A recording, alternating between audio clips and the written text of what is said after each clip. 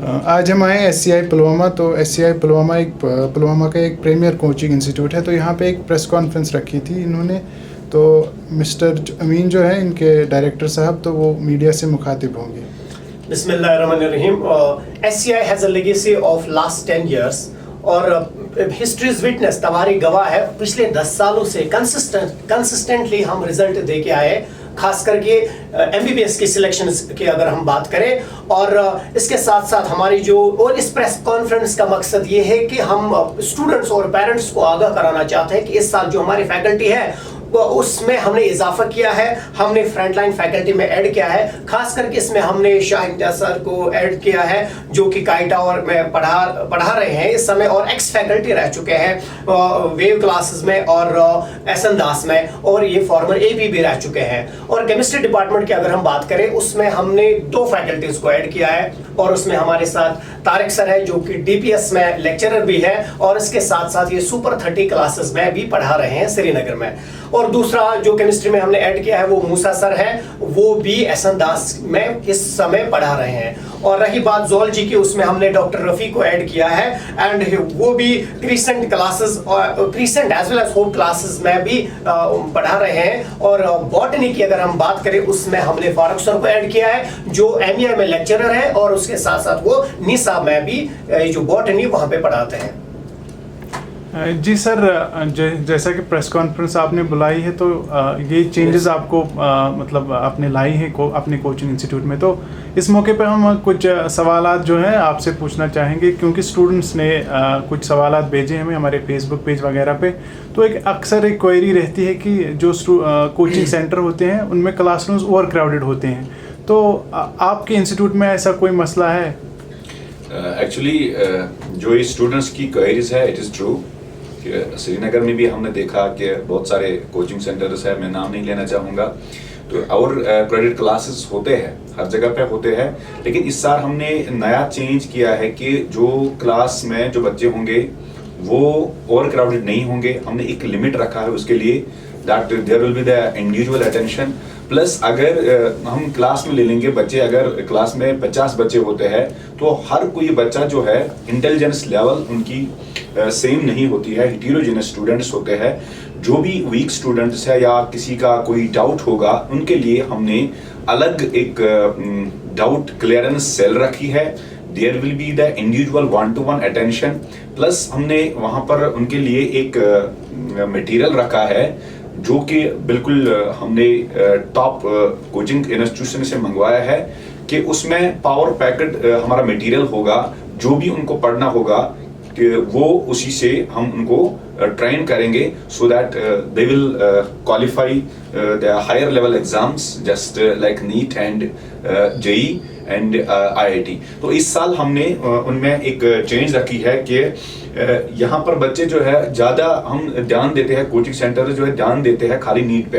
तो यहाँ पर एक नया चीज़ हमने इस साल एडिशन किया है कि हमने फैकल्टी को उस तरीके से ट्रेंड किया है कि वो IIT के लिए जो JEE एडवांस्ड में होता है उनके लिए हम ये जो है एक नया सा माहौल इनके लिए पैदा करेंगे, so that our students will qualify the higher level examinations. जी सर, हम आपके बैनर्स देख रहे थे, उस पर आपने बोस्ट किया है कि आपके पास यहाँ पे इस साल एक डाउट क्लियरिंग सेल है। तो उसके बारे में सर हमें कुछ बताइए। देखिए सर, ऑलरेडी हमने बोला है कि डाउट क्लियरेंस सेल जो है उसके लिए हमने बराबर 12 या 14 घंटा हमने यहाँ पर जो ये है टीचर्स जो है अवेलेबल रखे हैं। किसी बच्चे को भी अगर डाउट होगा तो उनको हम बिल्कुल 1-to-1 उनका डाउट जो है वो क्लियर किया जाएगा। जी, एक और क्वेरी है कि जो एक प्रीमियर जो एक मतलब रिलायबल कोचिंग इंस्टीट्यूट होता है, तो उसमें एक एकेडमिक प्लानर इन प्लेस होता है। तो सिलेबस की डिमार्केशन होती है, और क्लासरूम्स का ये होता है कि कब कौन सी क्लास स्टार्ट होगी और किस डेट पे ख़त्म होगी, एक टाइम फ्रेम होता है। तो आपके इंस्टीट्यूट में ऐसा कुछ है कि अभी आप सोच रहे हो कि आप भी ये इम्प्लीमेंट करोगे सर? जी सर, एक्चुअली हमने क्या किया है, एक्चुअली जो भी बच्चा यहाँ पर लोकल में होता है, सो हमने वो लोकल इन्फ्लुएंस को ख़त्म करने की कोशिश की है। उसके लिए हमने एकेडमिक जो हमारे पास प्लानर है उसको हमने फॉर्मुलेट किया है, ठीक है। उसमें क्या हमने किया है कि जो भी बच्चा यहाँ पर लोकल में 11th 12th के लिए आता था उसको बस एक जेके बोर्ड ओरिएंटेड रखा जाता था, ताकि उस पर जब वो नीट में आ जाता था उसको मतलब अच्छे से वो सिलेक्शंस नहीं दे पाता था। सो इस बार हमारा जो मेन टारगेट रहेगा, main focus that will be our selections right from the beginning, right from the 11th class. क्योंकि अब जो मार्च सेशन जो आ गया, एक बच्चे को अब टाइम नहीं मिल जाता है कि वो प्रिपेयर कर पाए। दैट मीन्स कि उसका जो 11th 12th है उसका वही नीट है। सो दैट इज वाई हमने उस फॉर्मेलिटी में चीज़ों में हमने क्या क्या लाई है।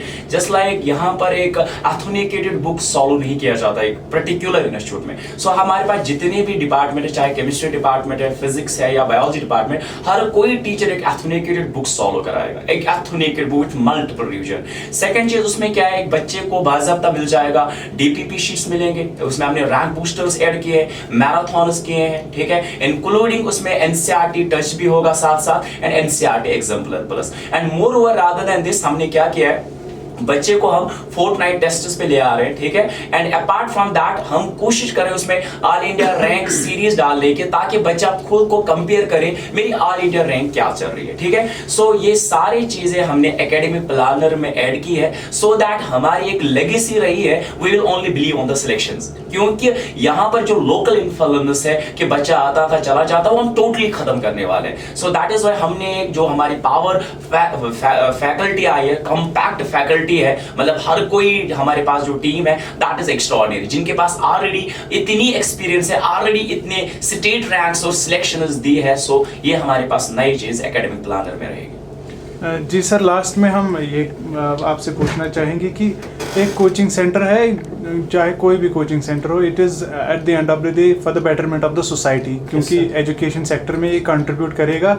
तो हम आपसे ये पूछना चाहेंगे, क्योंकि कुछ स्टूडेंट्स ऐसे होते हैं they deserve good coaching, but due to financial या उनका कोई ऐसा बैकग्राउंड होता है कि वो मतलब पे नहीं कर पाते वो फीस वगैरह, तो वो बेचारे महरूम हो जाते हैं। तो जो ऑर्फन्स होते हैं या जो मतलब पुअर बैकग्राउंड से आते हैं, तो उनके लिए आपकी कोचिंग सेंटर में मतलब कुछ है कि they can come and avail free education? अगर हम बात करें पिछले साल के 90 स्टूडेंट्स को हमने यहाँ पे फ्री रखा है, और इस साल हमने रखा है ऑलमोस्ट जितने भी स्टूडेंट्स स्पेशली अगर ऑर्फन होंगे उनके लिए फ्री बुक्स मिलेंगे और उनको फ्री एजुकेशन अब यहाँ पे देंगे।